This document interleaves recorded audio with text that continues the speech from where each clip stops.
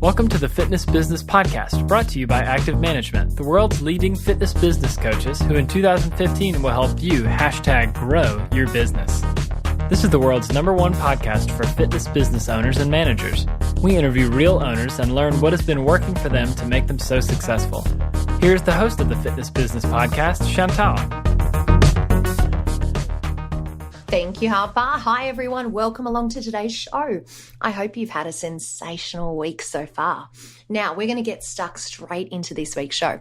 I've got two great guests with me today. I've got JT from Active Management and Sharon Towsley from Podcast Prowess. You might recall our last chat with JT. He visited Russia, and since that chat, we actually had a number of you write in and want to know more about clubs across the world. What are different clubs like in other parts of the world? So we actually start off today by looking a little bit more into a club in Russia who is absolutely nailing their corporate branding. And then we pop over and check out a club in London who has done a sensational job of fitting out and also marketing their business. Now, after that, we come back to Australia and we're going to talk to JT about consumers. And this week's topic is status deniers versus brand fanatics. Now, also later in the show, we hear from Sharon Towsley from Podcast Prowess. Now, for those of you that are thinking about starting your own podcast to market your business, this one is for you. Sharon is going to give us tips on intros and outros. Plus, we chat about how to create calls to action for your very own podcast. So, without further ado, let's get started. Here's my chat with JT from Active Management.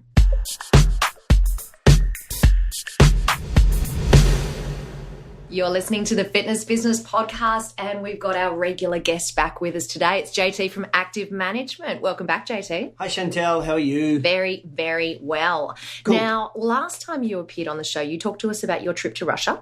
Yep. And since then, we've had a lot of feedback from our listeners and a lot of questions, but there was one particular question that kept coming up from our listeners, which was, what are the clubs really like? Good question. You know, I think we have this still misconception of what Russia's like, and we probably think it's in the dim, dark ages of the USSR, and it's very Western, and the clubs are extremely Western. They look just like a club if you walked into one in London, Sydney, Melbourne, San Francisco or New York. They just look the same. The equipment's the same. They're probably a little bit bigger. I think on average some of the clubs were 3,500 to 4,000 square meters. So they're quite big. Mm-hmm. But one thing that's really different that I noticed, or two things actually. The first one is how clean they were. Oh my God, they were so clean. Spotless. I don't know how they do it, but they were spotless. Well, I've got a rough idea how they do it, but they were really, really clean. And the other thing was the branding. It was amazing, the consistency of the branding. The branding was just outstanding. There was a club called I Love Fitness, and they do some really cool things there. So they have like I Love Group Fitness, I love martial arts, I love personal training. So all the branding is around that, and it's all color coded. So when you go in and you go into the club, you might follow the red colors, which is I Love Group Fitness, and so it makes it really easy for the consumer. That was pretty cool. I really liked that club. There was perhaps the real differentiating factor, I think, compared to a lot of clubs that I've been into, were their wet areas, where the swimming pools were. The Wellness Club, I Love Fitness, were just incredible wet areas, just phenomenal wet areas. And I think that's because of the weather. So they don't really get outside much for 10 months of the year, the old Ruskies. So the pool area is like a tropical haven. You know, they've got sun on the walls, they've got blue walls, good light. The air quality is outstanding, so I'm not sure what they do around the chlorine of the pool, but just create a real atmosphere. It was quite incredible. In fact, we went into one club, which was Dr. Loder's fitness club, and they had like vertical garden walls. Beautiful. Oh, wow. It was amazing.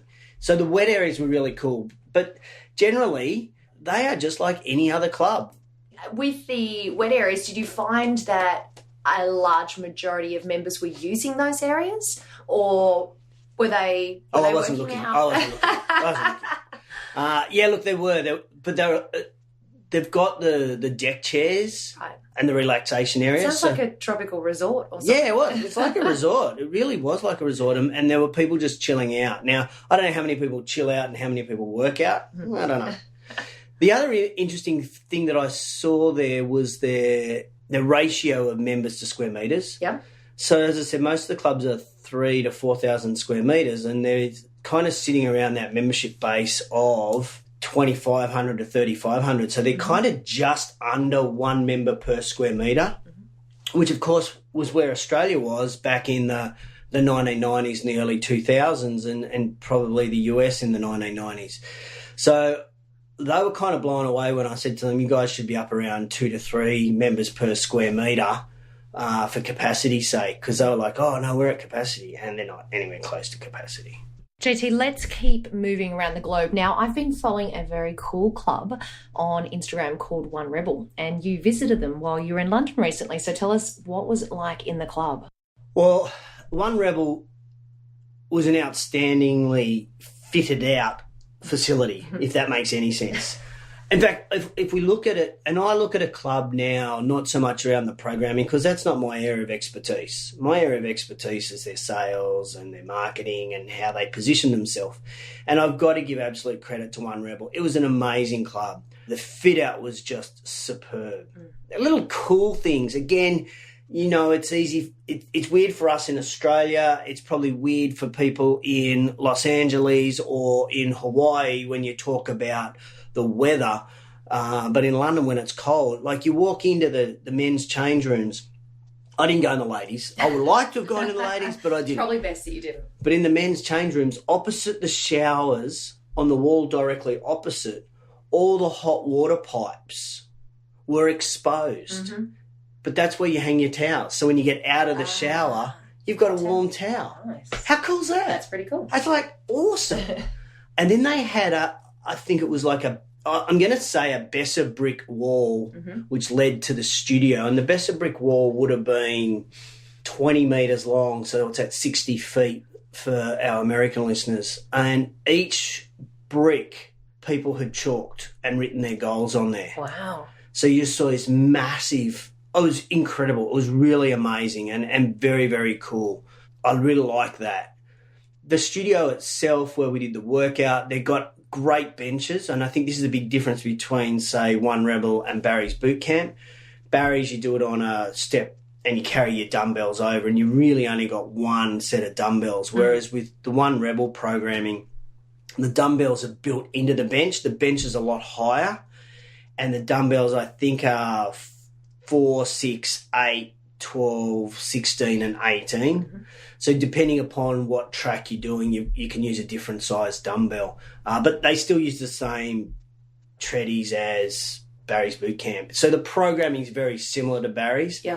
In fact, confidentially, so no one hears this, the instructor, when I went in, she said, have you done one of our classes before? And I said, no, I haven't. And she said, have you done Barry's Boot Camp? And I said, yes. And she said, oh, it's exactly the same. And I went, oh, wow. dear. Oh, no. And it was similar. I did a Barry's Boot Camp session that afternoon as well because I'm just so fit. Yeah, obviously. Oh, just amazing. Packing in the workouts. And I actually enjoyed the One Rebel workout more than I enjoyed the Barry's workout. I'm not sure if it's because I'm getting old, but the red light of Barry's in the studio was a bit draining on me. There wasn't good airflow in Barry's, so I was really hot and felt quite uncomfortable. And they seemed to make me run faster in the class anyway that I did at Barry's compared to One Rebel. I felt One Rebel, the instructor was more of a coach. Mm-hmm.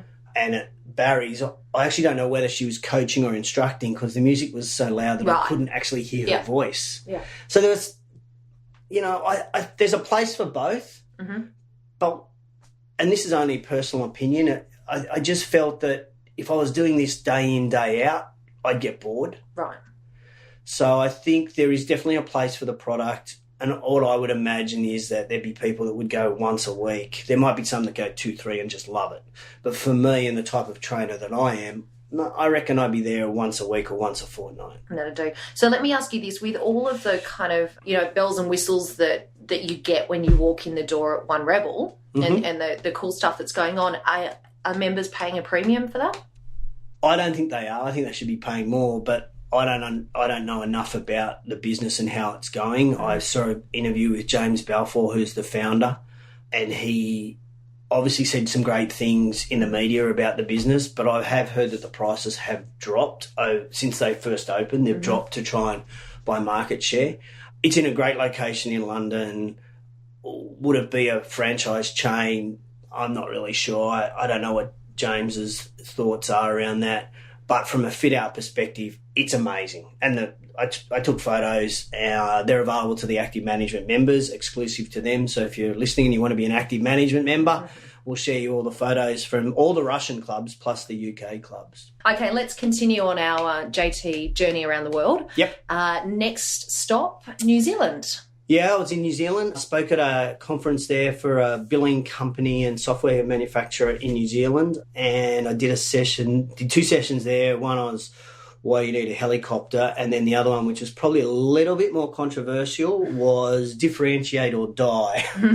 One of the things that you get told as a speaker is that you should never have a scary or a negative title for a presentation. So differentiate or die is fairly negative. Yeah. But I just feel that, in our industry across the world, we need a kick in the pants. Mm-hmm. All the gyms that I go to, hopefully no manufacturers are offended by what I'm about to say, but all the gyms I go to, all the treadmills are the same. You don't move forward, you don't move back, you stay on the spot. And these little belt moves and you can adjust the speeds. It's exactly the same. All the dumbbells are the same. A 10-kilo dumbbell in Sydney is the same as a 22-pound dumbbell in Los Angeles, which is the same as a 10-kilo dumbbell in Edinburgh, Scotland. And when I talk to club owners and I say, the product, the nuts and the bolts of what you've got is exactly the same as your competitor, they're like, no, it's different. Our service is different. And I think service, yes, is different amongst the clubs, but we need to be looking at greater differentiating factors. Mm-hmm. So what I shared with in New Zealand was 4 differentiating factors. And the first differentiating factor for me is absolutely unique for every single club in the world. And that's peeling back to what Simon Sinek talks about in his book, Start With Why. And that is, why do we get in business? Yeah. People don't follow us for what we do, but why we do it. Mm-hmm. And I think clubs can articulate that a lot better in their marketing around why they're in business, what are they trying to do. The other differentiating factor I talked about is I really believe that we're very homogenous. We go after everybody. And I challenge club owners to build avatars around their clients and have maybe 5 or 6 key clients that they really want to fill their club with. That could be their A client now, or it could be a client they're not attracting. But I just think if we keep going after everybody, we don't get everybody. So I think we're better to focus on, a segment, whatever segment that may be. The third factor I talked about was about packaging. And I basically said, and people who've heard me speak around the world would know I harp on a lot about this. And if you've got 2 boxes at your front door tonight when you arrive home, and one's a brown box, cardboard box, and one's a gift box, it's white with red ribbons and a tag on it, which box are you going to open? Mm-hmm. So to me, it's all about packaging, and clubs all around the world, 90% of clubs, all they sell is memberships. So again, you're not differentiating in your product. But if I walk in and I say, I got a bad back, we say, well, we've got a bad back program. Oh, great. It's perfect. Just what I need. Oh, I'm getting married. Oh, we got a program around grooms looking fantastic for weddings. Just changing up what we actually sell. I found this really cool slide online, and it said 99% of sensory information is discarded by us almost immediately upon entering the brain. Like 99%. Yeah. One key component of the information filtering process is whether the incoming stimulus is coming from what we are used to seeing or whether it is novel or unique. So then this comes back to this packaging, and I just challenge club owners where novelty is an innate way to grab attention for us. Yeah. And I guess we are programmed to pay attention to the unusual. Mm-hmm. So let's be unusual. Like One Rebel is unusual. Yeah. Barry's Boot Camp, when it first came out, was unusual. A lot of boutique clubs are unusual. And I think that's what we need to move towards rather than having these standard crap. Same old. Same old. Yep. So, and then the only other thing I talked about was a concept of innovation. Mm-hmm. And I think what we have forgotten about, and this came from an URSA presentation at the main conference from a guy called Martin Lindqvist. I think I said that right, Martin. No, sorry, not Martin. Magnus Lindqvist. Magnus Lindqvist from Scandinavia. And he basically said, you know, in the world that we now live in, businesses are too scared to innovate. They're too scared to be creative. And in the olden days, we were very, very, very out there and trying different things to see if it would work. And if it didn't work, we didn't worry, we moved on. Whereas now we're just so, I guess, cost conscious or brand conscious that we just don't want to try things. Yeah. Scared of doing something different, something new. Yeah. So I just sort of challenge the group that they really need to go out and be innovative. And if something works, if something doesn't work, well, don't panic. Just move on. Yeah, it's funny you say that, JT, because in our show a couple of weeks ago, we interviewed Krista Popovich. Yep. And I'm sure the listeners will remember, and that was one of her key points was just, you know, if there's something going on, just do it. Give it a try. And you know, what's the worst that can happen? Just go back and keep going. That's so true. Yeah, exactly the same. Magnus talks about in his keynote, he says in 2005, big corporate companies from around the world had R&D departments, which was research and development. And he puts up a slide and he says in 2005 we had research and development, and the slide has a bucket load of different mobile phones, different shapes, different colours, all sorts of cool shit. And then he says now in 2015, the R&D departments of companies is simply rip off and duplicate. And then he puts up a slide of mobile phones and they all look the same. You can't even tell the difference between a Samsung and an iPhone. They all look the same. And I think that's what we're doing in health clubs, is that we're just rip-offing and duplicating other models. In Australia, F45, that was different. One Rebel, different. Barry's Boot Camp, different. Flywheel Sports, different. But then people go into Flywheel Sports or they go into Barry's and they go, oh, I love this idea, so I'm going to rip off and duplicate it. And it doesn't work the same the second or the third time around. Hey, JT, one of the things you mentioned early on there is the first point you talked about, Simon Sinek's Start With Why. And I reckon that if anyone listening hasn't checked out that book or that video, we might pop a link on the show notes to the YouTube video for that, because that is well worth watching, that one. And I think it doesn't matter whether you are an employee listening to this, or whether you're a sole trader, personal trainer, or whether you are a multi-club owner, to have a really clear understanding of why you got into the business is critical. But what Simon doesn't talk about, no offence, Simon, if you're listening, is I don't think he drills hard enough that we need to articulate that and put it in words and then use that on our website and in our marketing, and it becomes a theme around what we do in business. I think he gets the idea that we need to get the why, and I guess that's not his job. Our job is to then go out and execute it. Yeah, good absolutely. word. Okay, well, thus concludes JT's World Tour for July.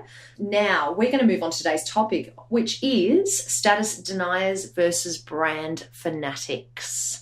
Talk to us about that, JT. Yeah, look, this is another sort of consumer trend that we're seeing, and over the past 5 years, the most consistent trend around the world has been status.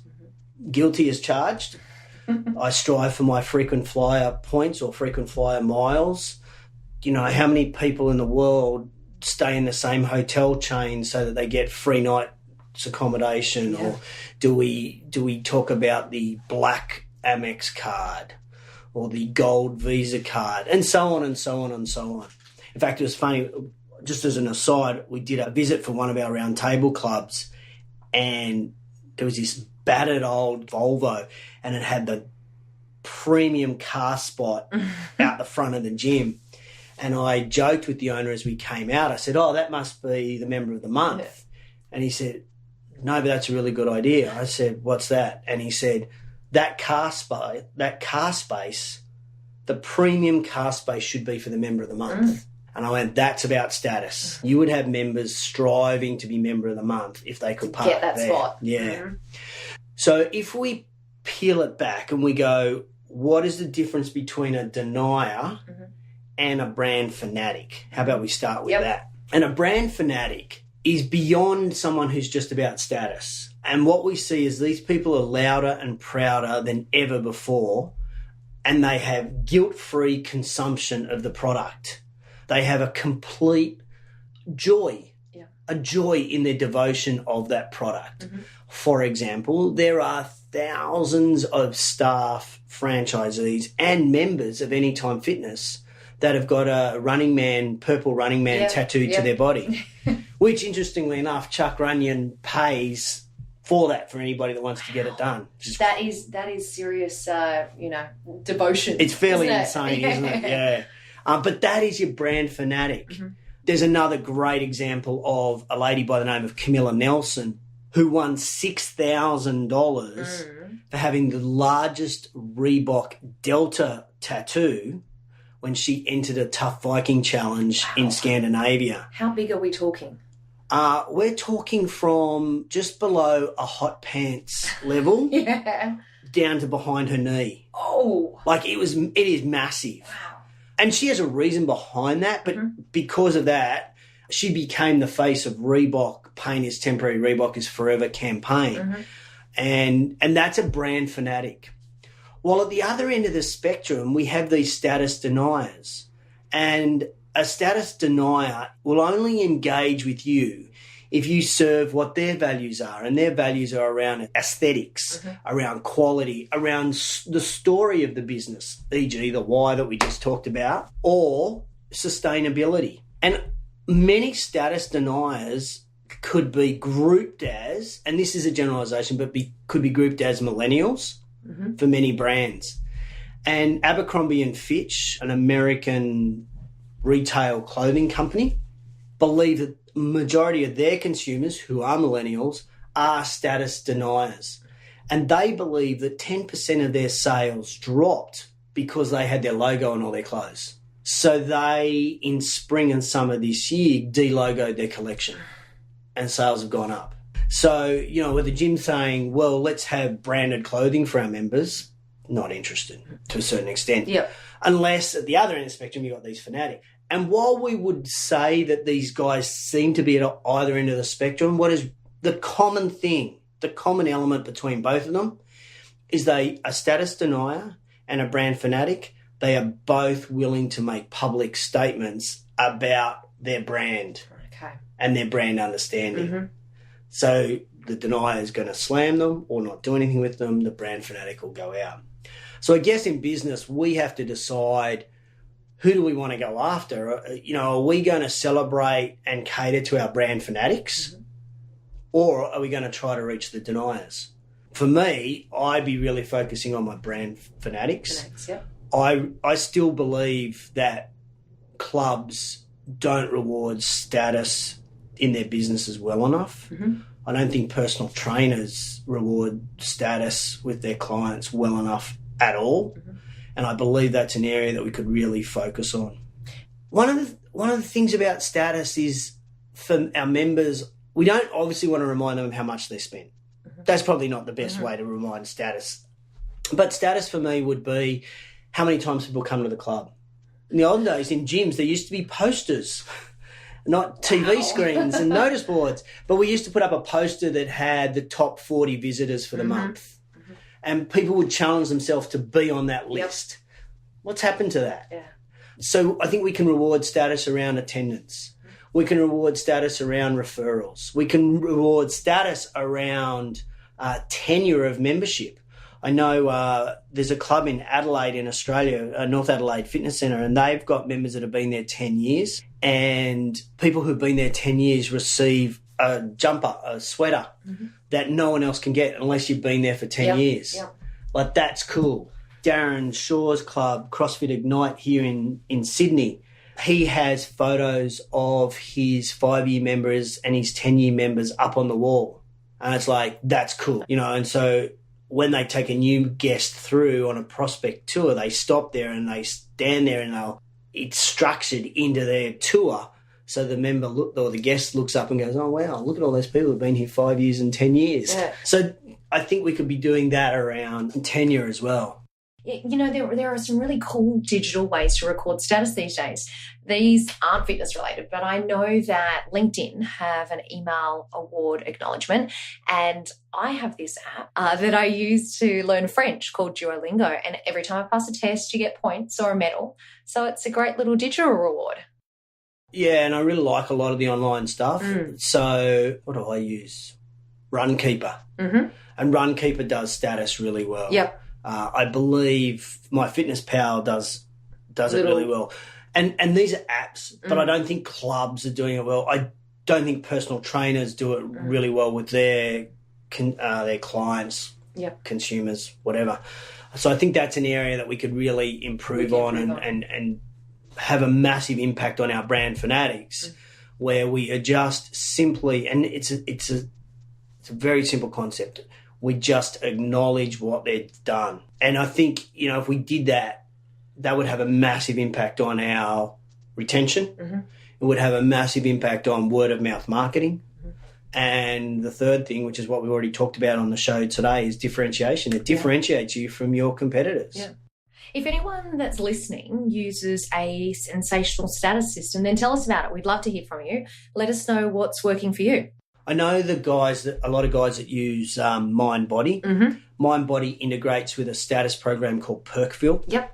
And Perkville is awesome. It's a really easy program to use, and it interfaces really well. So that is one option. If you're using MindBody out there, make sure you're using Perkville as well. And I know a lot of the CRMs have these point mechanisms for status, but I'm not sure how many clubs go into it.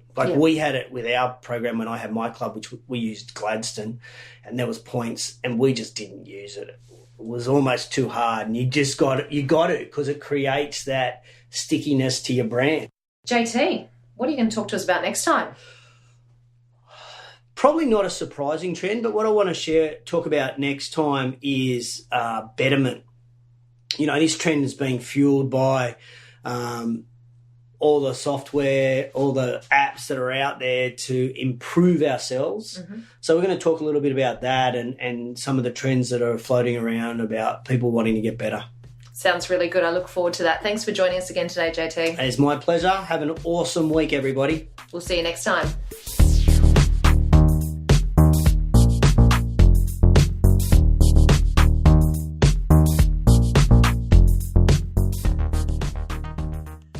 Sharon Towsley is our resident podcast expert, and she owns a company called Podcast Prowess. She's helped us advise on how to get the Fitness Business podcast established and has become a fantastic member of our team. Hi, Sharon. Welcome back. Hi, Chantel. It's great to be here today. Thank you. Sharon, last month you shared with us some different equipment options to help our listeners get started recording. This month, you said you're going to tell us about using intros and outros to set expectations and give calls to action. Yes, intros and outros are those pieces at the beginning and ending of a podcast that set your audience's expectations and gives them some really key calls to action. An introduction, also known as an opening or an intro, helps start your show professionally, giving you more credibility with listeners while getting them excited before you start to talk.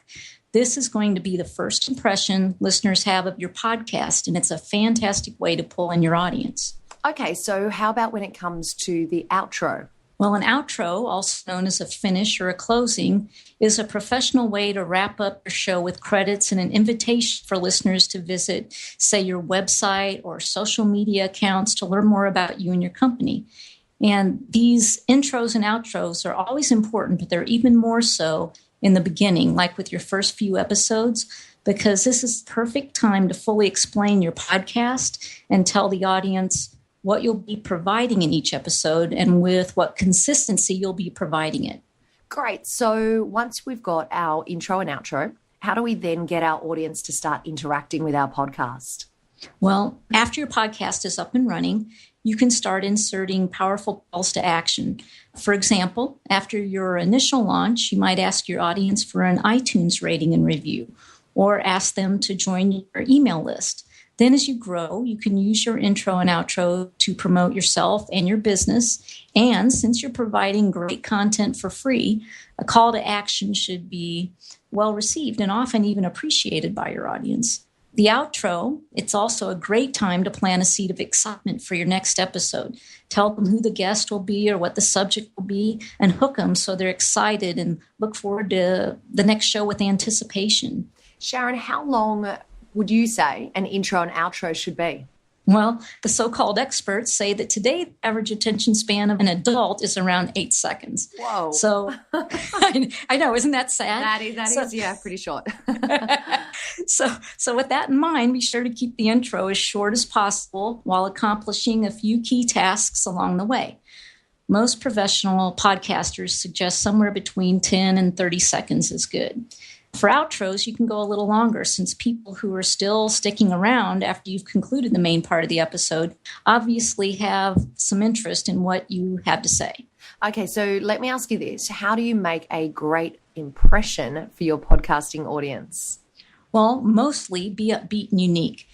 During the short amount of time, you should include the podcast name, episode title, the music, of course, the name of the host, and a podcast summary. The Fitness Business Podcast does a great job with this, Chantel. You let people know all the pertinent information up front, and the music is upbeat, and it brands you so that every time your listeners hear that music, they know what's coming. That's exactly the way every intro should be. Well, thank you very much for that. So how does one go about finding the music that's fitting and that strikes a chord with their audience? Well, most importantly, be sure to spend some money and obtain royalty-free music so you avoid legal issues later on. A couple good places to go are musicbakery.com or audiojungle.com. Once you have your music, you can then use your own voice or for voiceovers, or you can hire a professional. People are available on the internet who offer those services at very affordable prices. And once your podcast grows in popularity, you can swap out different intros and outros that provide unique calls to action. You can also include commercial breaks in between segments that advertise either your own or sponsors' products and services. And always keep the 8-second adult attention span in mind and make the breaks short and relevant, just like your intro. So that, in a really big nutshell, is how to use intros and outros to set expectations and create calls to action. Love the sound of that. So we're crafting this very exciting podcast. We're setting our listeners' expectations. We're creating powerful calls to actions. What do we do with it then? Do we just, jump on iTunes and wait and see what happens? Great question. And no, now you make sure you have a well-planned launch.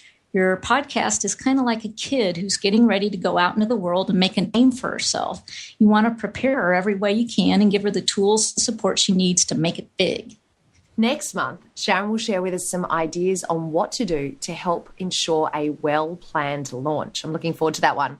As mentioned at the top of this segment, Sharon owns a company called Podcast Prowess, where she consults with and manages podcasts and internet radio shows. Now, if you'd like to find out more about her business and how she can help you, just like she helped the Fitness Business Podcast, you can go directly to her page at podcastprowess.com. And of course, we'll have all of the links mentioned in today's podcast available in this week's show notes on fitnessbusinesspodcast.com. Thanks for your time again today, Sharon. Yeah, thank you, Chantel.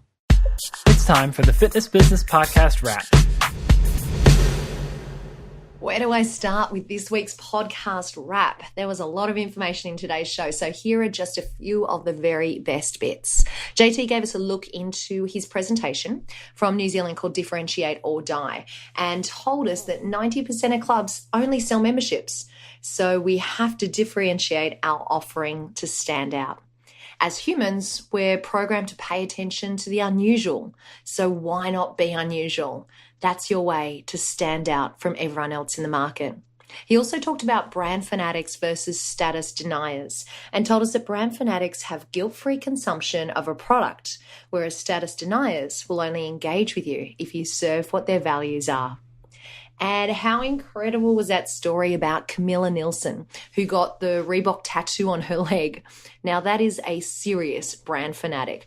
By the way, I've put a link in the show notes so you can go and check out that tattoo. Now, what about status deniers? Well, when reaching out to status deniers, some of the ways that we can actually reward status is around attendance, around referrals, or even tenure of their membership with us. Now, let's talk about next week's show. I'm going to be introducing you to Mish McCormack. Mish is a 3-time New Zealand Personal Trainer of the Year award winner. She has over 16 years experience as a personal trainer, and I'm going to chat to her about different business options for personal trainers, specifically looking at how do you transition from being, say, a contractor to owning your own studio.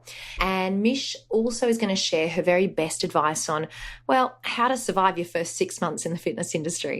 This is a really great show for personal trainers, plus for any fitness businesses who have a PT team, or if you've got PT contractors that just need a helping hand to get their business to take off. Now, before I say goodbye for today, don't forget to jump on and rate the Fitness Business Podcast on iTunes. Just head over to iTunes, search for the Fitness Business Podcast, and under the title, Ratings and Reviews, click there and give us a star rating and write a comment. If you've got any suggestions, comments, or feedback about the show, please email me at any time at chantal@activemgmt.com.au. Or if you've got a question about owning or managing a fitness business, send it on through and we might answer it in a future show. Don't forget, I mentioned earlier, don't forget that you can find all of our previous episodes and all of the show notes on our new website, which is fitnessbusinesspodcast.com. Until next week, what you leave behind is not what's engraved in stone monuments, but what is woven into the lives of others. You have been listening to the world's #1 podcast called the Fitness Business Podcast, brought to you by Active Management. We are dedicated to helping your fitness business #grow in 2015.